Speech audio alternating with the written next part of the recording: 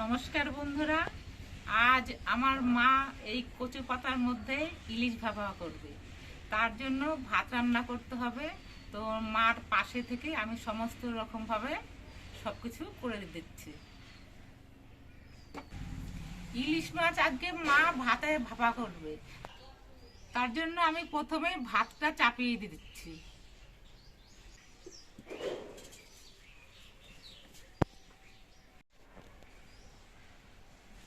আজকে ভাতটা আমি রান্না করব ঝরঝরা ভাত, কোনো ভাতের ফ্যান গালবো না। তার জন্য সেই মাপে আমি জল দিয়ে দেব। প্রথমে চাল দিয়ে দিচ্ছি।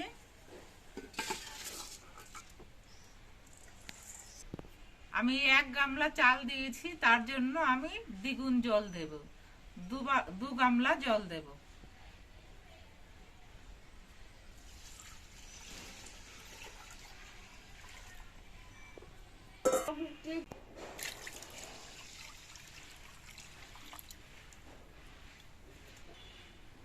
ঝরঝরা ভাত রান্না করতে হলে যা চাল দিতে হয় তার দ্বিগুণ জল দিতে হয়। আর এই সময় জালটা খুব আস্তে আস্তে দিতে হয়। যারা গ্যাসে রান্না করবেন তারা গ্যাসের ফ্লেমটা একদম কমিয়ে রান্না করবেন। ইলিশ ভাপা রান্না করতে সর্ষে বাটা লাগবে, তার জন্য আমি সর্ষেটা বেটে নিচ্ছি। সর্ষে নিয়েছি, কিছু কাঁচা লঙ্কা, আর নিচ্ছি একটু নুন দিয়ে আমি বেটে নেব।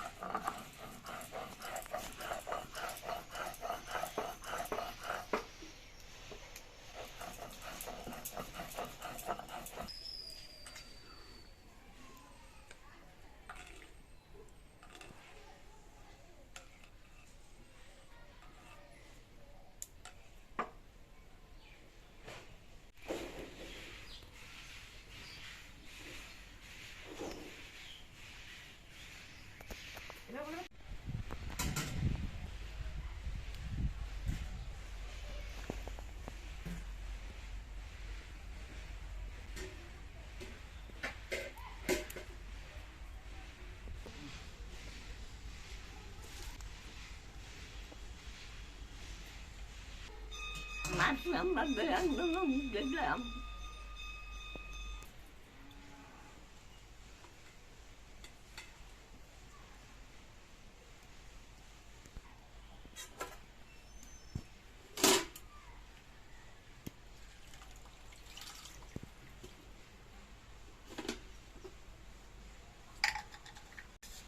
হলুদ দিলাম, মাছ নাম্বার দিলাম, চর্চা বাটা,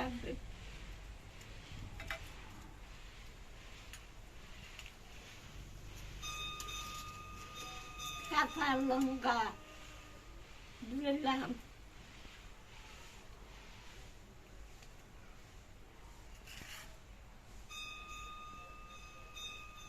মাছের মধ্যে তেল দিলাম,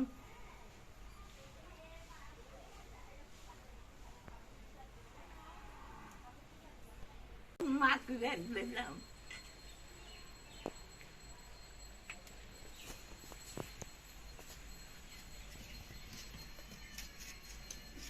মাখিয়ে দিলাম।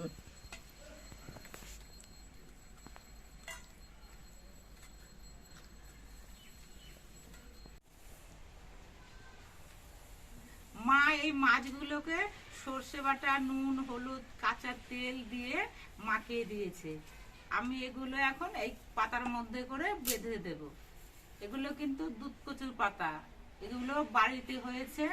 আপনারা দেখতে পাবেন রাস্তাঘাটে এরকম কিন্তু কচুর পাতা অনেক দেখা যায়, কিন্তু সেগুলো কিন্তু গলা চুলকায়।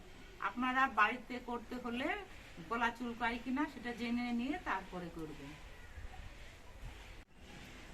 এইখানে আমি 3-4টে কচু পাতা নিয়েছি। আমার বাড়তে যে কটা লাগবে সে কটা আমি ব্যবহার করব।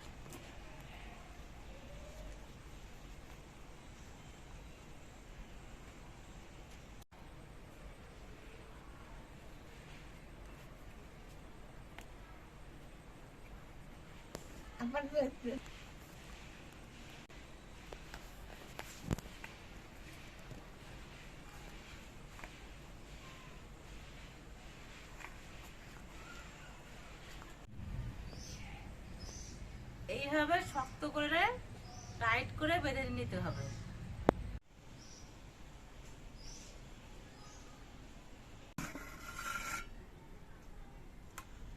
ভাতের জল শুকিয়ে চড়া পড়ে গেছে, ভাতটাও হয়ে গেছে।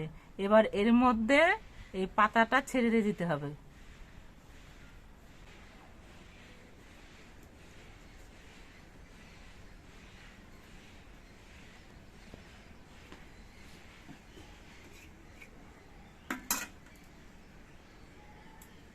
এবার কিছু ভাত আমি ওপর দিয়ে একটু তুলে দেব।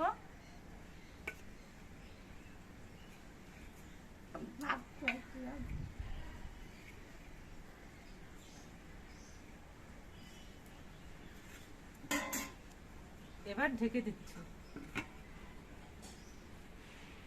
উনুনের মধ্যে 20 মিনিট গরম ভাতের মধ্যে মাছটা ঢাকা ছিল, এখন ঢাকনাটা খুলে দিচ্ছি।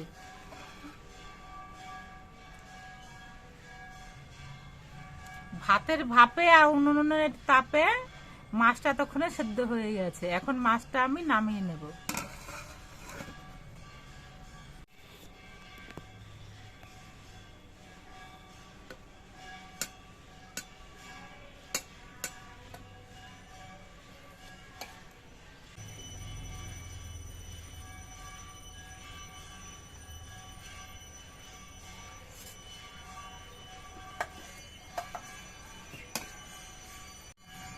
দেখুন ভাতটাও ঠিকঠাক আছে।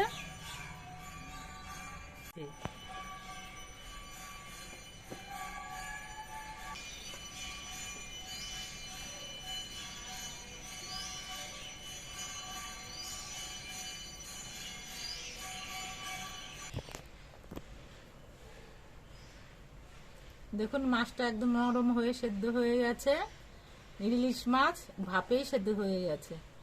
এই দেখুন।